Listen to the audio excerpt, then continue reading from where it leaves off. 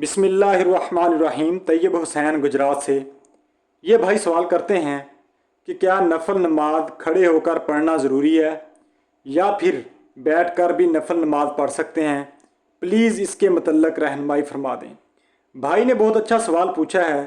देखें, ये इस हवाले से ही याद रख लें कि जो फ़र्ज़ नमाज है, मिसाल के तौर पर फजर की 2 रकात फ़र्ज़, ज़ोहर की 4 रकात फ़र्ज़, असर की 4 रकात फ़र्ज़, मगरिब की 3 फ़र्ज़ और इशा के 4 फ़र्ज़, और इस तरह वितर और ईदैन यानी कि ईद उल फितर और ईद उल अज़हा की नमाज, और इस तरह फजर के फ़र्ज़ों से पहले जो 2 रकात नमाज सुन्नत पढ़ते हैं, यानी कि फजर के फ़र्ज़ अदा करने से पहले जो 2 रकात सुन्नत नमाज पढ़ी जाती है, तो इन तमाम नमाज़ों में क़याम करना ये फ़र्ज़ है। हत्ता कि अगर कोई शख्स दीवार की टेक लगाकर या फिर कोई बंदा इसे सहारा दे सकता है या वो खुद शरीर वगैरह के सहारे खड़ा रह सकता है, तो इन हालतों में भी इस शख्स के ऊपर क़याम करना ये फ़र्ज़ है। फुक़हा कराम ने यह भी लिखा है कि अगर कोई शख्स अल्लाहु अकबर खड़े होकर कह सकता है, यानी इतनी थोड़ी देर के लिए भी खड़ा हो सकता है, तो इसके ऊपर यही फ़र्ज़ है कि वो खड़ा होकर अल्लाहु अकबर कहे और इसके बाद बैठकर अपनी पूरी नमाज को मुकम्मल करे।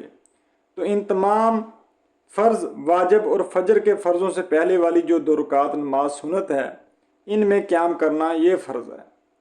अगर बग़ैर किसी शरई उर्ज़ के बैठकर नमाज़ों को पढ़ेगा तो इस सूरत में आपकी नमाज सिरे से होगी ही नहीं।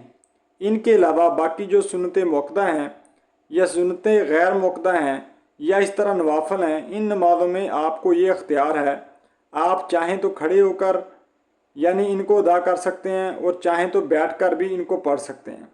मगर हदीस मुबारक है कि अगर कोई शख्स बैठकर नफल नमाज पढ़े, इसकी निस्बत दूसरा शख्स खड़े होकर नमाज अदा करे, तो खड़े होकर नमाज पढ़ने वाले को बैठकर नफल नमाज पढ़ने वाले की निस्बत ज़्यादा अजर व सवाब हासिल होगा।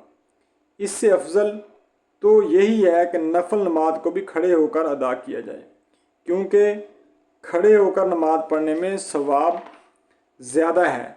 लेकिन अगर कोई बंदा बैठकर भी नफल पढ़ लेता है तो इसमें कोई हर्ज नहीं है, इसकी नफल नमाज दुरुस्त हो जाएगी।